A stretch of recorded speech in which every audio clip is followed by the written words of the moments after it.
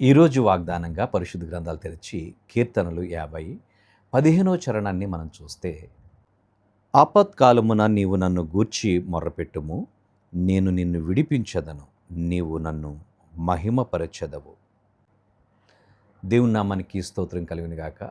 ఆపత్కాలమున నీవు నన్ను గూర్చి మొర్రపెట్టుము, నేను నిన్ను విడిపించి నీకు ఉన్నతమైన కృపనిస్తానని దేవుడు చెప్తున్నాడు. ఈ మాటలు ఆసాపు భక్తుడు తెలియజేస్తున్నాడు.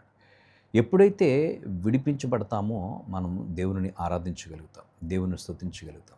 నేను నిన్ను విడిపించదను, నీవు నన్ను ఆరాధించదవు, స్తుతించదవు, మహిమపరచదవు అని భక్తుడు చెప్తున్నాడు. అలనాడు ఇశ్రాయేలీయులు కూడా ఐగుప్తు చెరలో ఉన్నప్పుడు వారి జీవితాలు మొరపెట్టారు దేవునికి. స్తుతి లేదు, ఆరాధన లేదు వారి జీవితంలో. దేవునిని వారెంతగానో మొరపెడుతూ, ప్రభువా మమ్మల్ని ఇబ్బందుల నుంచి విడిపించండి, మమ్మల్ని ఇరుకుల నుంచి విడిపించండి, ఈ యొక్క దాస్యమైనటువంటి కాడి క్రింద నుంచి మమ్మల్ని విడిపించండి అని ప్రభువుకి వారు మొరపెడుతూ వచ్చారు. ఎప్పుడైతే వారు విడిపించబడ్డారో దాస్యం అనే కాడి క్రింద నుంచి వారు దేవునిని స్తుతించారు. తంబురుని చేత పట్టుకుని వారందరికీ ముందు మిరియాము నడుస్తూ పాట పాడుతుంది, యెహోవాను గానము చేసేద్దామని పాట పాడుతున్నప్పుడు ఇశ్రాయేలు సర్వ సమాజము కూడా దేవునిని ఎంతగానో స్తుతించారు, కనపరిచారు. ఎప్పుడైతే నీ బంధకాల నుంచి, నీ ఇరుకుల నుంచి, నీ ఇబ్బందుల నుంచి విడుదల పొందుతావో నీ హృదయం తేలికగా ఉండి ఆనందంతో, సంతోషంతో నింపబడుతుంది. అప్పుడు నువ్వు ప్రభువుని స్తుతించకుండా ఉండలేవు, ప్రభువుని ఆరాధించకుండా ఉండలేవు, దేవునిని మహిమపరచకుండా ఉండలేవు. ఎందుకనంటే దేవుడు చేసిన కార్యాలను బట్టి నీ హృదయంలో స్తుతి పెళ్ళుబుక్కుతుంది.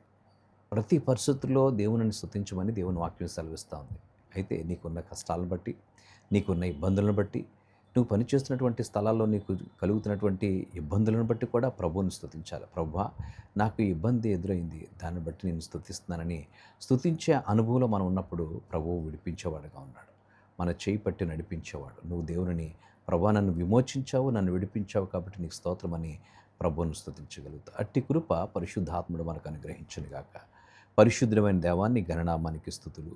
నీవు మమ్మల్ని విమోచించే దేవుడిగా ఉన్నావు. అంత మాత్రమే కాదు నాయన, నీవు విమోచించినప్పుడు మా హృదయంలో నుంచి స్తుతి పెళ్ళిపోతుంది కనుక నిన్ను నిత్యము స్తుతించి ఆరాధించేటువంటి వారుగా మేము ఉండడానికి నీ కృపను మాకు అనుగ్రహించి నడిపించమని యేసయ్య నామమున అడుగుచున్నాము తండ్రి. ఆమేన్.